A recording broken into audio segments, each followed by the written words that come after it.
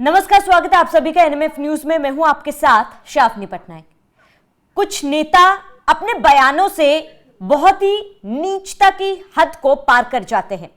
यहां पर नेताओं की बात करें, लेकिन किसी पार्टी की हम अमूमन बात नहीं कर रहे हैं, किसी भी पार्टी का वो नेता हो, लेकिन जब किसी महिला पर आप आपत्तिजनक टिप्पणी कर जाते हैं तो आप नीचता की सारी हदें पार कर जाते हैं, घिनौनियत की सारी हदें पार कर जाते हैं। और आज हम बात करें फूल सिंह बरैया, जो एमपी के सांसद हैं, कांग्रेस पार्टी से ताल्लुक रखते हैं। उनका एक बयान सोशल मीडिया पर जमकर वायरल हो रहा है। उन्होंने रेप पर, महिलाओं पर एक ऐसा बयान दिया है जिसके बाद जमकर विवाद हो रहा है। इसी पर हम चर्चा करेंगे, लेकिन उससे पहले उन्होंने क्या कहा है जरा वो सुनिए। कैसा हूं? मेरी बहन बेटी, इंडिया में सबसे ज्यादा रेप किसके होते हैं? शेड्यूल कास्ट, शेड्यूल ट्राइब और मोस्ट ओबीसी होते हैं। तो मेरा कहने का मतलब है, रेप की थ्योरी ये है कि कोई भी कैसी भी दिमाग का आदमी रास्ते में जा रहा है, उसे खूबसूरत अगर लड़की दिखी, सुंदर, अति सुंदर, तो उसका ब्रेन है वो इधर वो विचलित हो सकता है, तो रेप हो सकता है। आदिवासी में कौन सी अति सुंदर स्त्री है?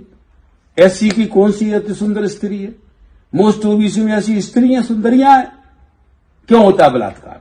उनके धर्म ग्रंथों में इस तरह की निर्देश दिए गए, हिंदू धर्म ग्रंथों में।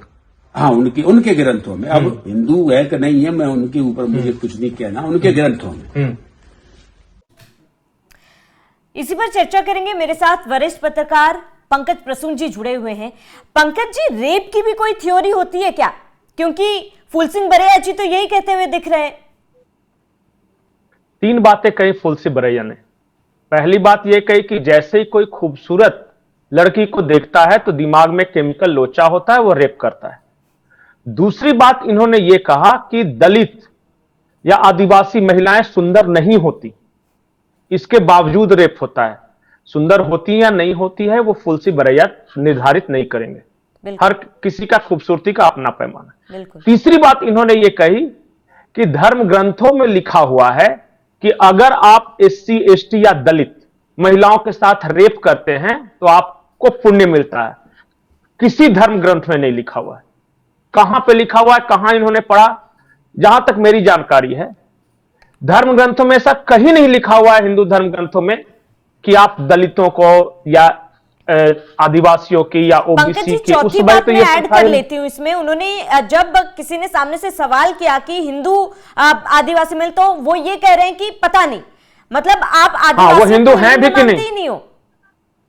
तो ये 4 तरह की बात है। इसलिए मैं कहता हूं इससे कि केमिकल लोचा सबसे पहले तो इनके दिमाग में हुआ है और इनको अपना इलाज कराना चाहिए। ये जिस तरीके की बात कर रहे हैं, और ये कांग्रेस के नेता हैं, कटनी से हैं, मध्य प्रदेश के कटनी से। बार बार इस तरह के बयान आते रहे हैं कांग्रेस नेताओं की तरफ से।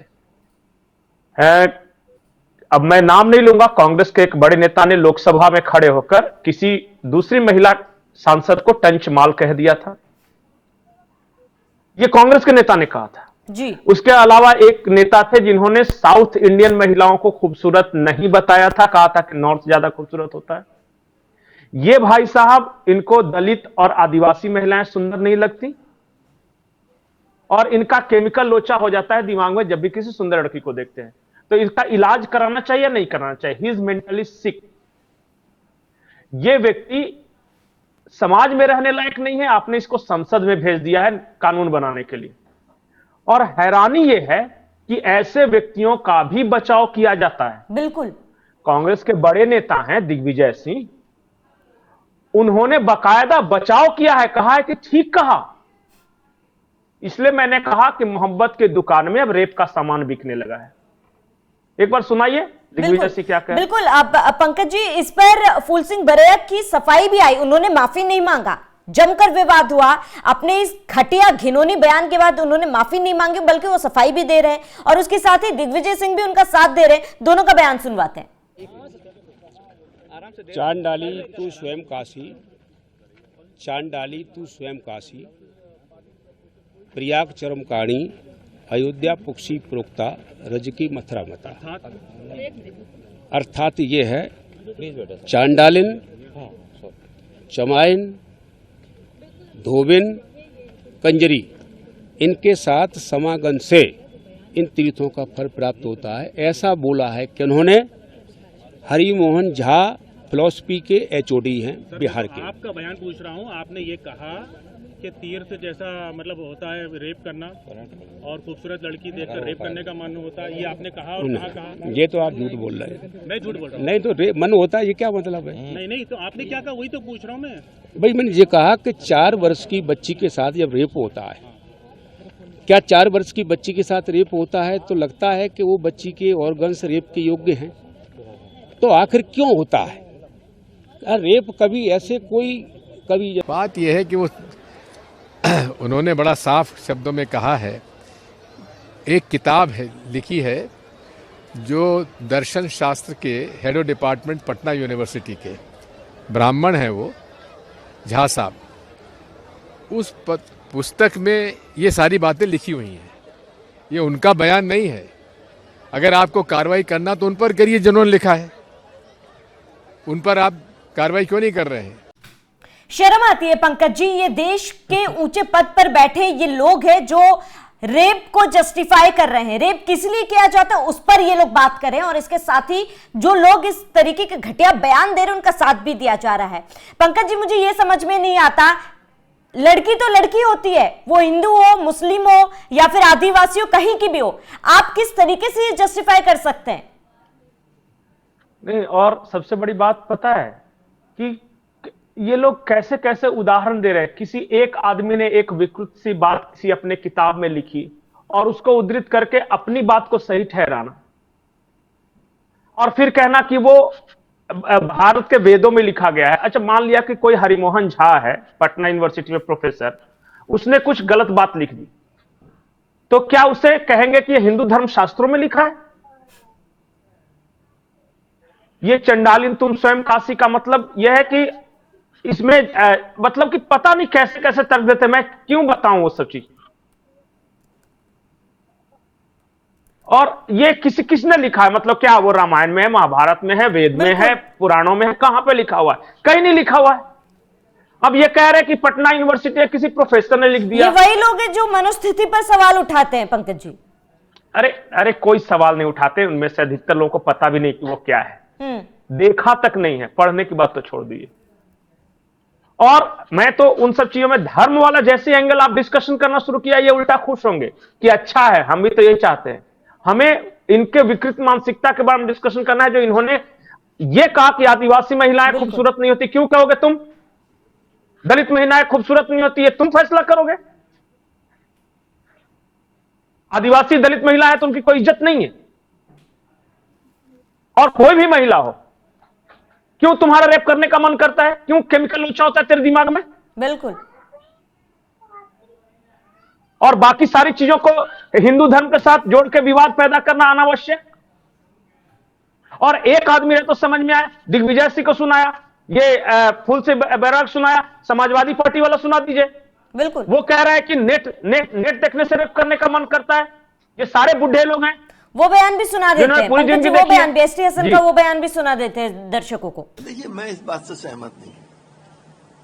अगर सुंदर महिलाएं निकल रही हैं तो फिर सबके रेप हो रहे होते। लेकिन मैं इस बात को मानता हूं कि ये इंटरनेट बहुत बड़ी वजह है। इंटरनेट के ऊपर जो अश्लीलता इस पर छाई हुई है, जब जवान लड़के उसको देखते हैं तो उनका एक हार्मोन टेस्टोस्टेरोन इतना बढ़ जाता है कि वो फिर अपने को सेक्स परफॉर्म करने से रोक नहीं सकते। इस बीच में अगर कोई महिला या कोई लड़की उनके आसपास फंस जाती है तो उसका रेप हो जाता है। दूसरी वजह उसकी ये शराब है। शराब पी के आदमी बीवी और बेटी में फर्क नहीं करता। कितने एग्जाम्पल्स हमारे और आपके सामने हैं। लेकिन क्योंकि उससे पैसा मिलता है, फाइनेंस आता है, कोई इस पे बात नहीं करना चाहता। तो हमारे मानना तो यही है कि रेप के लिए बहुत सख्त कानून हो और चौराहों पे उनको गोली। उम्र के साथ इनके दिमागी तार हिल गए हैं क्या पंकज जी? ये सोचते ही नहीं है। और इसके साथ ही जब एसटी हसन से माफी मांगने के लिए कहा गया, उन्होंने माफी मांगने से इनकार कर दिया। नहीं, गजब गजब बात कह रहे हैं कि बेटी या बहन में फर्क नहीं कर पाता, बेटी या बीबी में फर्क नहीं कर पाता। क्या आदमी है यार। कह रहा है कि नेट देखने के बाद टेस्टोस्टेरोन बढ़ता है इनका। गजब तर्क है, गजब तर्क। बिहार में अभी एक गायत्री रेप कांड गूंज रहा है। बिहार में तो शराबबंदी है, वहां कैसे हो रहे हैं रेप? उसका क्या तर्क दीजिएगा? मतलब कि अपनी बात को ढिठाई से किसी तरह सही मनवाने के लिए कुछ भी अनर्गल बातें करेंगे। आप सीधे सीधे क्यों नहीं कहते कि रेप एक मानसिक विकृति है? बिल्कुल। और ऐसे पागल लोगों को समाज में रहने का कोई अधिकार नहीं। एक लाइन, कैसे रेप होता है, किन परिस्थितियों में होता है? तुम फिलॉसफी मतलब पीएचडी किए हुए हो रेप पे। ये वही पार्टी है, मुलायम सिंह यादव ने कहा था बच्चे हैं गलतियां हो जाती हैं, और फिर कहेंगे कि अब बताइए पता नहीं कौन महिला होगी जो इन लोगों को भी वोट देती होगी। इस तरह के लोगों को भी महिलाओं के वोट मिलते होंगे। खैर, जाति धर्म में बटा हुआ समाज है, किसी को ही मिल जाते हैं, लेकिन एक सभ्य समाज में ऐसे लोगों को पागल खाने में रखना चाहिए, नेता बनाकर नहीं। बिल्कुल। और ये लोग वो है पंकज जी जिनकी बेटियां हैं। ये फूल सिंह बरैया जो ये बयान दे रहे हैं वो 2 बेटियों के बाप हैं। अब पता नहीं क्या इनकी बेटी को कैसा लगा होगा। मैं तो ये सोच के इसी हर उठता हूं कि जब इस तरह के बयान उनकी बेटी ने सुने होंगे कि खूबसूरत लड़की देखते ही टेस्टोस्टेरोन पता नहीं दिमाग में क्या बदलता है और कैसे रेप होता है। पता नहीं घर के ड्राइंग रूम में भी ऐसी बातें करते होंगे क्या ये? जिस तरह के लोगों को हम अपने परिवार को नहीं सौंप सकते, उसको हमने देश सौंप रखा है। क्या आपके घर में इस तरह के लोग ड्राइंग रूम में आके बैठेंगे तो घर की महिलाओं और बच्चियों को बैठने देंगे इनके सामने? जवाब अधिकांश होगा नहीं। बिल्कुल। तो जिनको आप अपने घर के ड्राइंग रूम में नहीं बैठने दे सकते, उनको देश की संसद में कैसे बैठने दे रहे हैं? सोचिएगा जरूर एक बार। बिल्कुल, ये तो फैसला करेंगी देश की महिलाएं। जिस तरीके से बयानबाजी लगातार चल रही है, और पंकज जी हाल के दिनों में बयानबाजी बढ़ती जा रही है। लेकिन एक सवाल मेरा ये पंकज जी कि ये उन्हीं पार्टियों के नेता है, कांग्रेस के, समाजवादी पार्टी की एसटी हसन, उन्हीं पार्टियों के नेता है जो अगर बीजेपी के किसी नेता का कोई आरोप आता है तो ये सड़कों पर उतर आते हैं, मोर्चा लेकर निकल जाते हैं, रेप पीड़िता के घर में बैठे रहते हैं। तो तब आप हितैषी बन जाते हैं, और आज आपके पार्टी के नेता इस तरीके के बयान दे रहे हैं, आपके मुंह से चू तक नहीं निकला। कोई भी पार्टी हो, किसी को भी महिलाओं के बारे में बुरा बोलने का अधिकार नहीं, चाहे वो बीजेपी हो या समाजवादी हो या कांग्रेस हो। अगर आप किसी की बहू बेटी के बारे में बुरा बोलते हैं तो इस बात के लिए तैयार रहे कि आपके घर की बहू बेटी के बारे में भी कोई बुरा बोलेगा, अंत में घूमकर आप ही के पास आएगा। किसी भी पार्टी में हो, कोई भी हो, और ना सिर्फ नेता, सभ्य समाज में किसी को भी किसी भी महिला के बारे में किसी तरह की आपत्तिजनक बातें नहीं बोलनी चाहिए। बिल्कुल। और कोई हक नहीं है किसी के बारे में बोलने का, किसी के फिजिकल अपीयरेंस को लेके, किसी के कलर ऑफ स्किन को लेके, किसी के सामाजिक हैसियत को लेके अगर आप टीका टिप्पणी करते हैं तो आप विकृति के शिकार हैं, वो नहीं। बिल्कुल नहीं करना चाहिए।